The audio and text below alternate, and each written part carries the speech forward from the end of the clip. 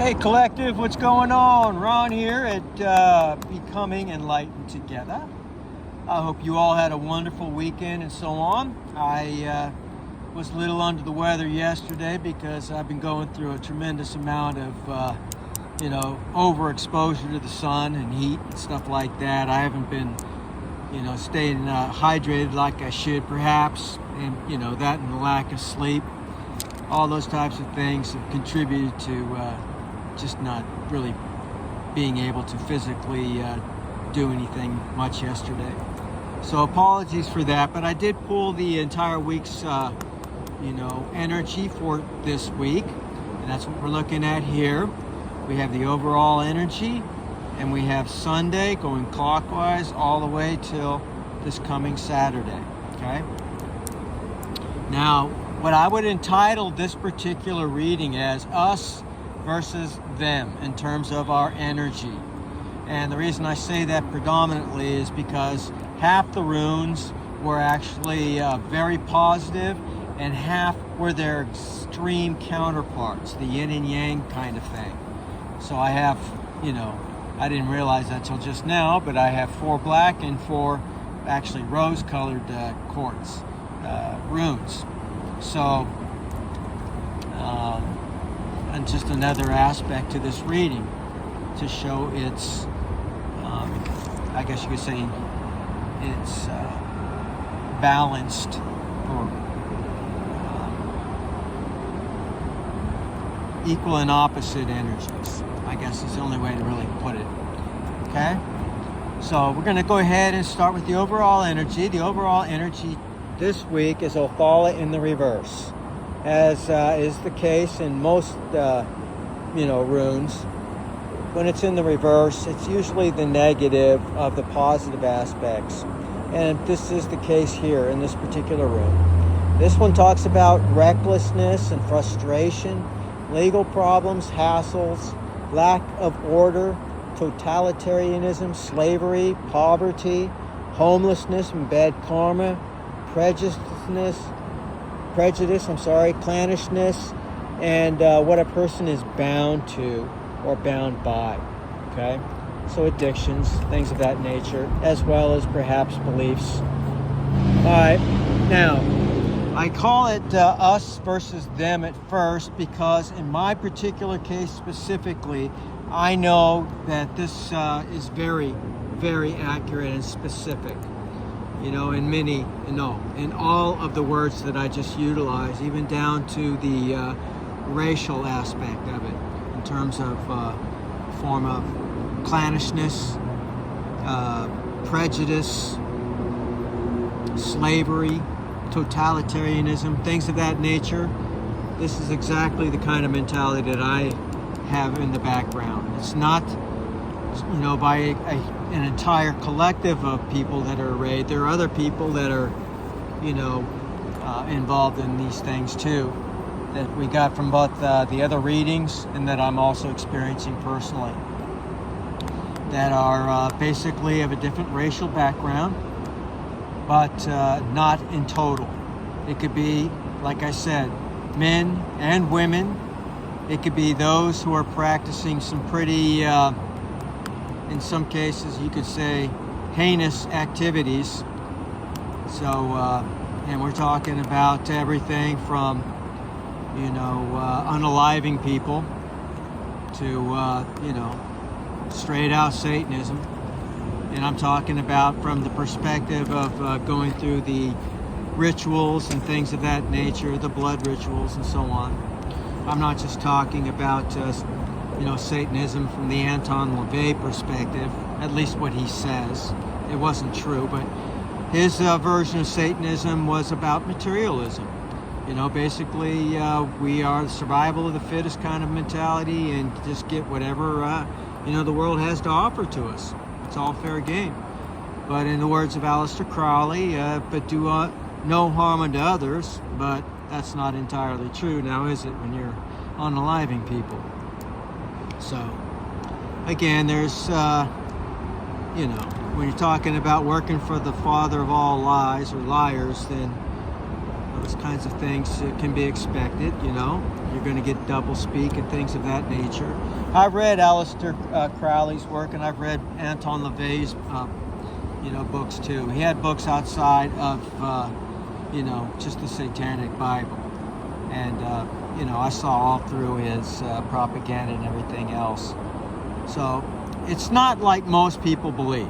I will say that for the most part.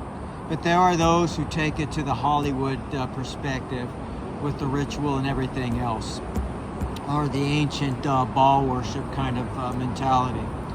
And they may even call upon Baal. I mean, they don't just, strictly serve the devil in, all of his regality alone.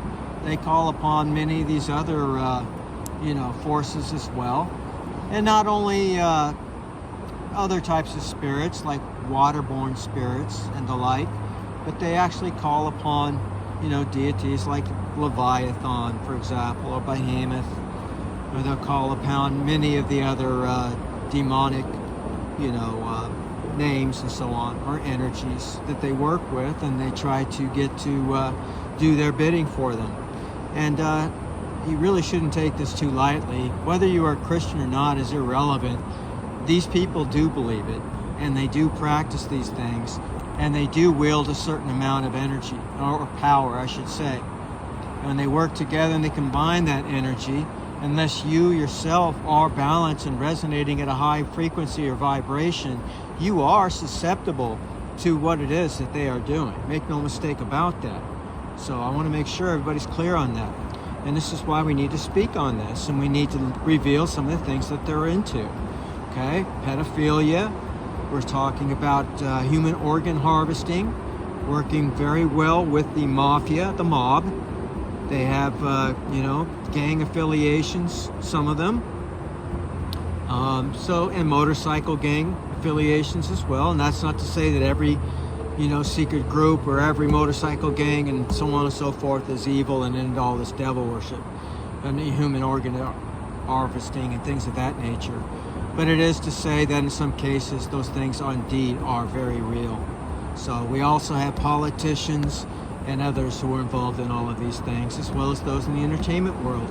And it's becoming increasingly obvious for anybody who's done any research or been paying attention. I mean, they no longer hide it. You can't even watch a halftime show without them doing an actual ritual right there, in front of,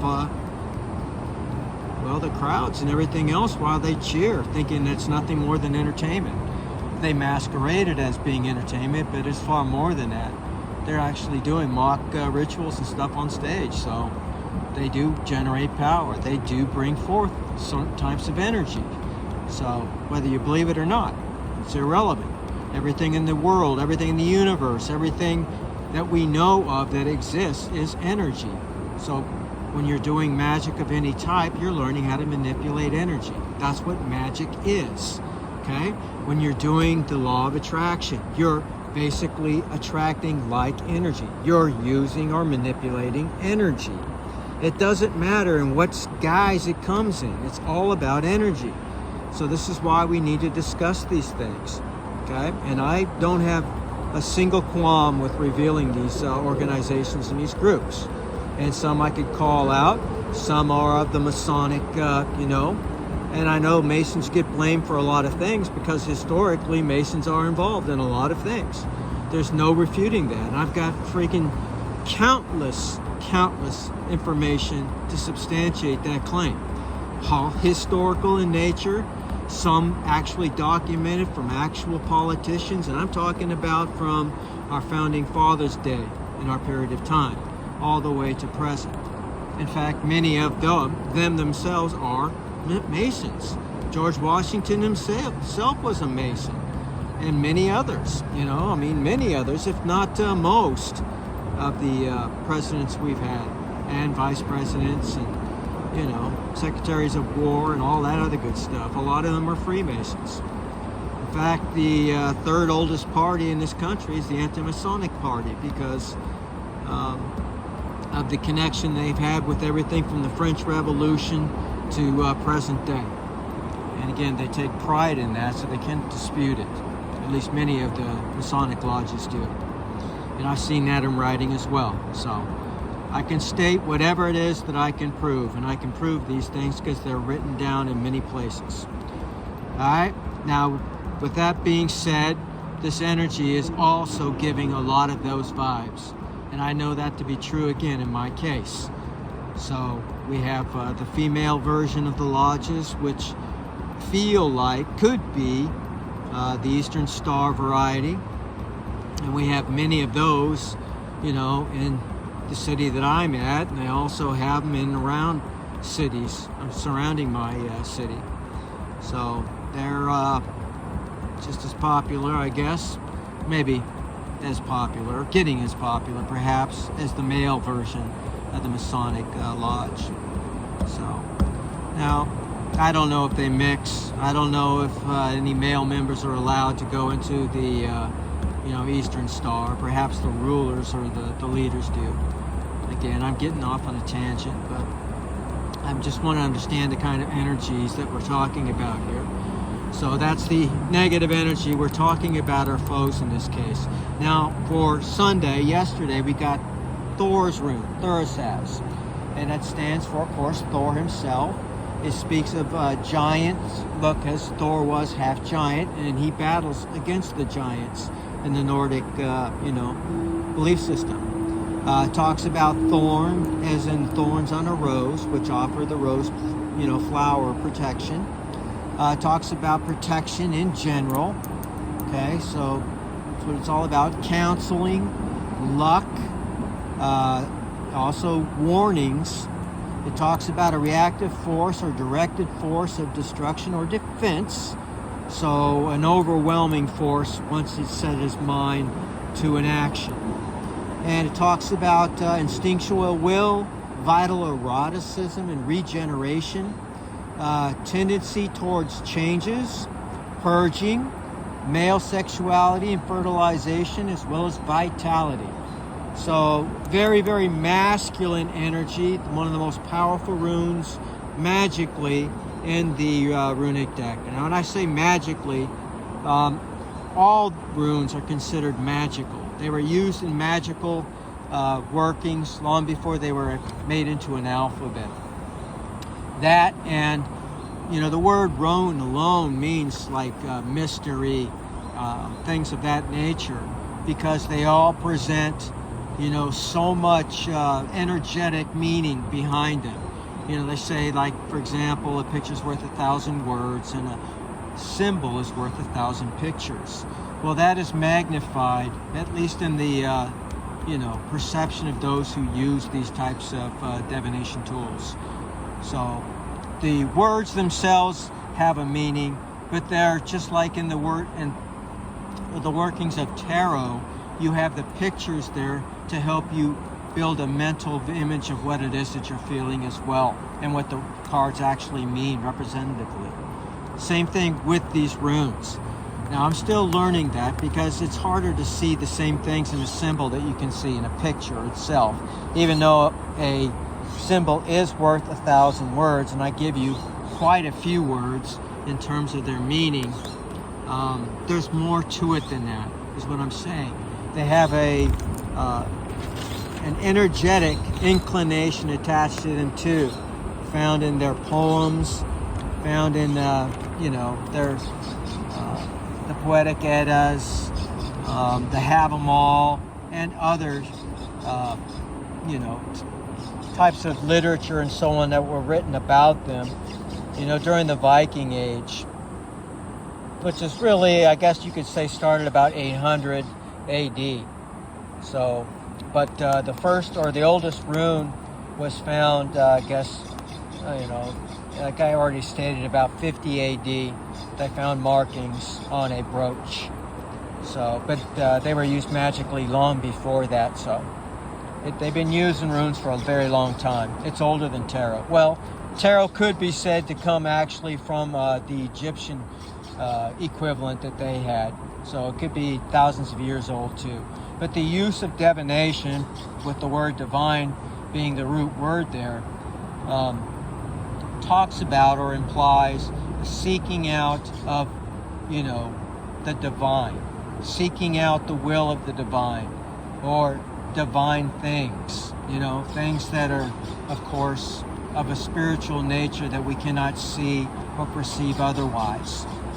It's like bridging the gap between the spiritual and the physical worlds. That's what it's used for. And I know that there are strict, especially Old Testament laws concerning divination and things like that, and that's a subject I don't dare get into now. This whole video will be about that, and I've already talked too much about energy already. So let's move on. Alright, so for Monday, the energy is again that of the foes, or energetic foes, or you could say the devils, and those who are practicing that type of worship. Now, Lagus in the reverse talks about temptations, greed, period of confusion for them, making wrong decisions and having poor judgment, lacking creativity, so they steal from others, feeling in a rut, fearful, moving in a circular movement, so to speak. They keep coming back around. They can't make up their mind. Feeling in a rut, fear, avoidance, a sense of withering away, madness, obsession, despair, forms of perversity. And I didn't even get into any of that, but they are very much in all that sickness, and suicide as well. Now, with what is to come for them, some of them may in fact actually take their lives. We have seen runes like Uthala, many actually runes. Iwas, for example, that could mean a physical death.